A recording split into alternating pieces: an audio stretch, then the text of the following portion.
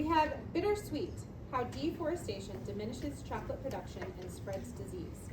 Helene Whitmore and Juniper Hamilton address how deforestation impacts people in Africa and around the world, as well as solutions any person can do to help on an individual level.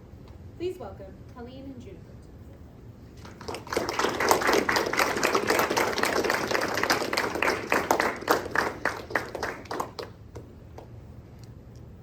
Everyone here has almost certainly had a piece of satisfying and delicious chocolate at some point in their lives.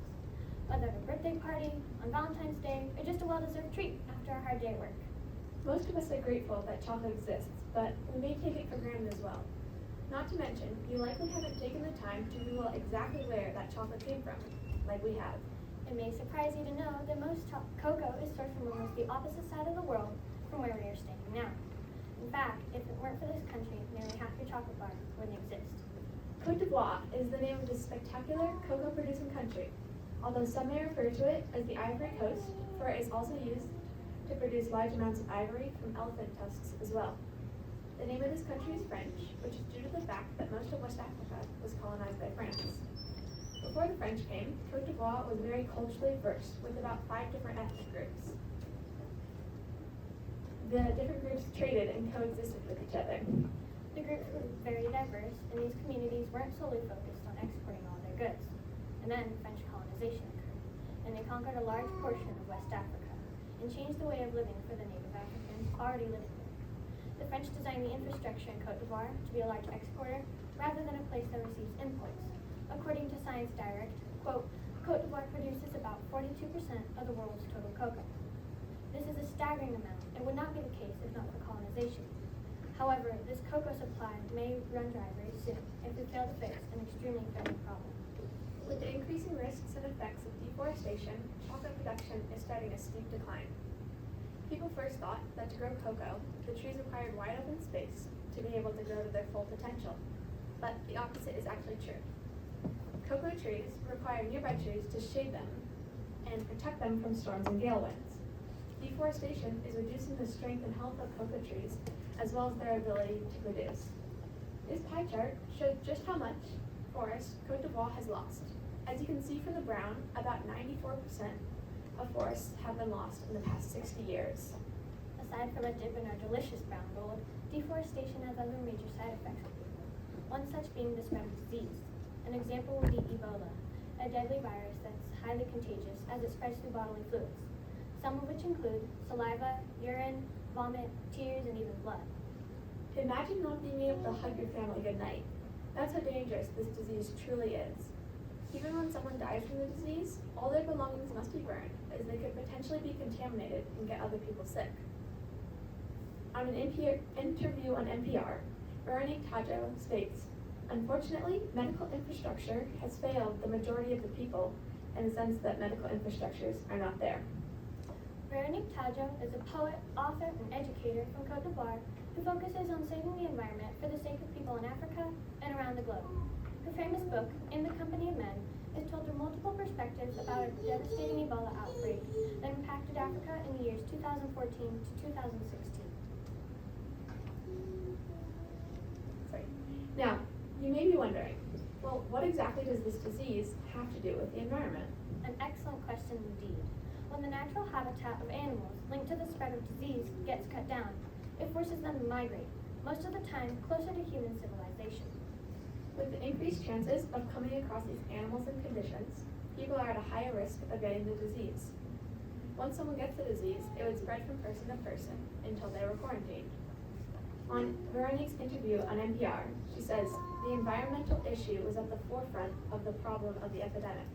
She is fully aware that the damage we cause to the environment is linked to the easy start of a new disease. To put this into terms we can relate with, think of the coronavirus pandemic in the years 2019 to 2021. We speculate this originated with bats, like Ebola did, and it caused many deaths worldwide, as well as being very dangerous before vaccines were invented. If we can help animals regain their homes further from human civilization, people will be safer and outbreaks will be less likely. Honestly, this is a problem we are putting upon ourselves. We cut down the forest without thinking of the consequences first. Quote, "You cannot destroy the forest without spilling blood." Humans today think they can do whatever they like. They fancy themselves themselves as masters, as architects of nature. They think that they alone are the legitimate inhabitants of the planet, whereas millions of other species have populated it since time immemorial. Blind to the suffering they cause, they are mute with their own when faced with their own indifference. It seems impossible to stop them. The more they have, and they already have everything, the more they devour. Now, I'm sure you can see that this is a problem that needs fixing, but what can we do about this? According to an article on Reforest Action, you can help fund and support agroforestry. This is an agricultural process where you plant native plants alongside an actual crop. This gives the crop more fertile soil as well as protection from storms and pests. Take, for example, the cocoa trees in Côte d'Ivoire. If people planted more native plants, such as the fast-growing frappe, and sour-growing trees like tiana, this would shade the area, and biodiversity would return to the crop fields. And even if you can't travel around the world to plant a tree, help by donating to organizations or spread awareness to protect future crops and regrow forests. Another solution for you to do on an individual level is use less paper.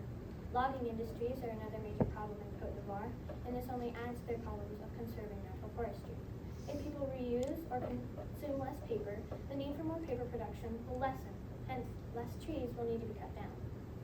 Now, if we can help animals regain their homes, diseases will be less likely to catch and people will be safer. As for chocolate, production would recover if we could give nearby trees to shade the chocolate and help production recover.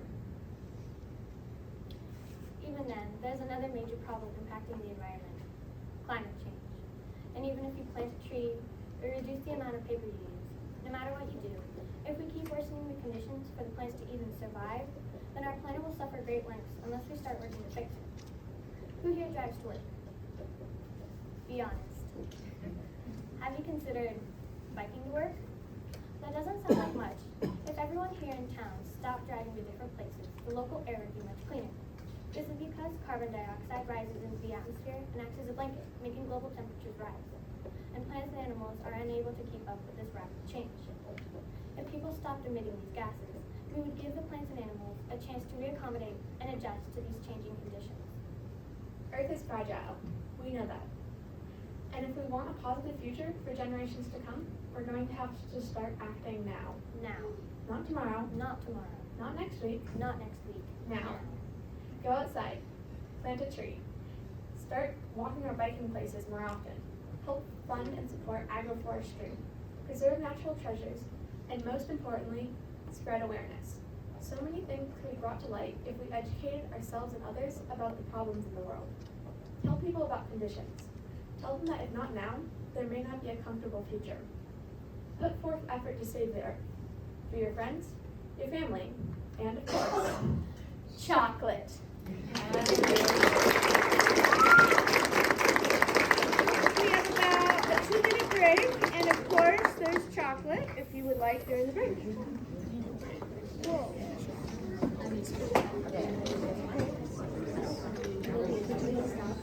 Oh.